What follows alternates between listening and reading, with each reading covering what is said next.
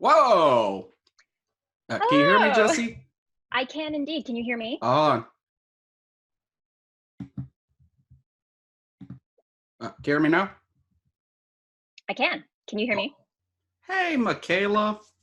Hello, can you hear me? Yeah, I can hear you. Oh, look, we're matching shirts today. Whoa, who would have thought?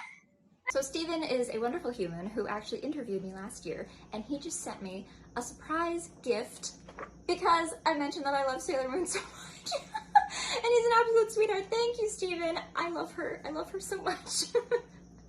Hello, recorders. Look who I'm with. Hey there, Twinkle Toes. Oh my God! Thank you, Jessie.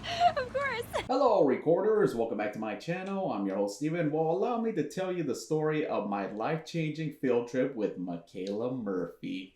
Let's go back to 2019 when I first found out that Michaela was going to be a guest at SAC Anime 2020, which I was so excited to finally meet her because, I'm a longtime Avatar The Last Airbender fan and I really wanted to start getting the cast that year.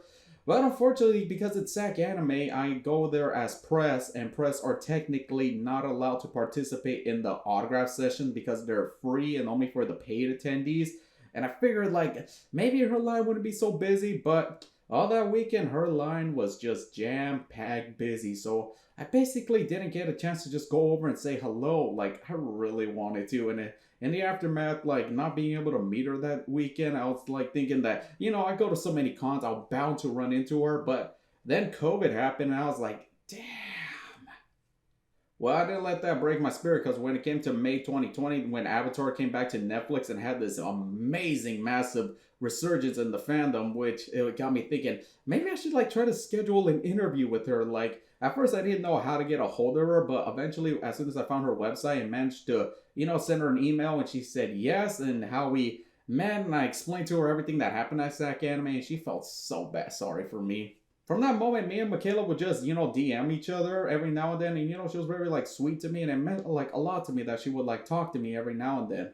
Then when it came to the vaccines, I was, like, starting to have hope that me and Michaela will finally properly physically meet, either at a convention or at, a comic shop bookstore for a signing, which to me, I felt like that's the best way to properly meet her instead of, like, randomly finding her at Starbucks.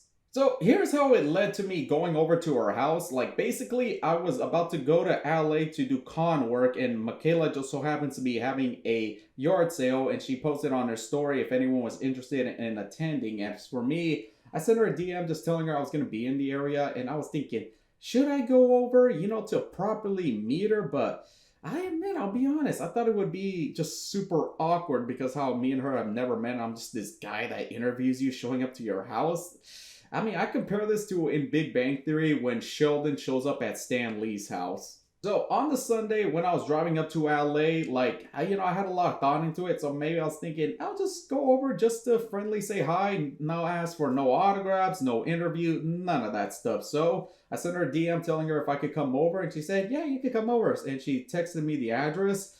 And when it came to that moment, I, took a break from the con and I went over to her street as I parked my car and I went looking to her house and I see this woman sitting on a bench and I was thinking, oh my God, it's her.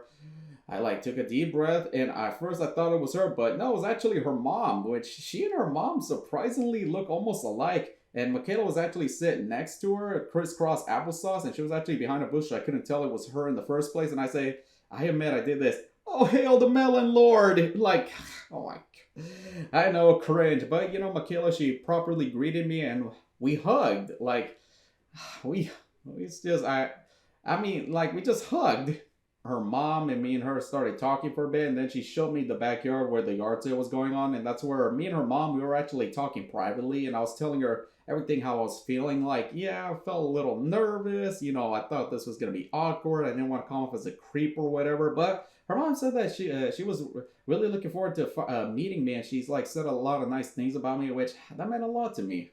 After I looked around the yard sale, I actually went up to the front of the house where Michaela was sitting on her porch, and I just asked her if I could sit next to her, and we just, had just talk to each other, like get to know each other a little bit. And I had a couple of questions for her, and then she like gave me some responses, and we just like had this private and intimate talk with each other, which it made me really feel good because I was telling her some things that were bothering me, like like especially that's been going on throughout most of this month. Like it's not like issues that I've been having with Jamie or anything else, just like this anger that I've been having. And it felt nice to to talk to someone like Michaela, and well, she was telling me some of the things that have been bothering her, and we like just talked, and it felt really good. And then that's when we took that selfie that y'all have seen, and it meant a lot to me that Michaela invited me over. And it's just I really needed it, and for that I really appreciate our friendship. I would definitely never take her for granted.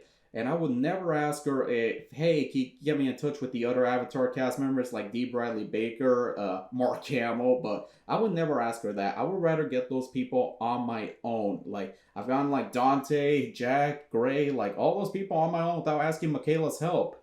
Our little pep talk, me and Michaela shared one last hug, and then I headed out, which it meant so much to me. It is just what I needed, recorders. Like this honest talk with her, it's just what I needed, and it meant so much to me.